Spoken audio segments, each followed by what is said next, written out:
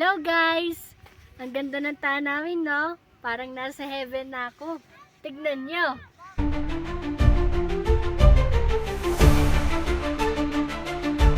Sa video ito, ililibot namin kayo dito sa Mount Olis. Ito ay matatagpuan sa Atok Benguet, Cordillera, na isang pinakamalamig na lugar dito sa Pilipinas. At ito ay nasa 7,900 above sea level. Kaya tara, samahan niyo po kami.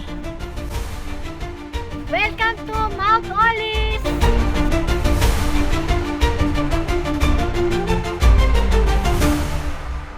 Bumiyahe kami ng 8 oras mula Tarlac hanggang dito sa Atok Benguet. Ang gaganda ng mga bulaklak at napakaganda ng tanawin. At makikita mo ang mga rice terraces. Tignan nyo ang tanawin, parang nasa heaven ka na. Mas mataas pa kami kaysa sa ulap.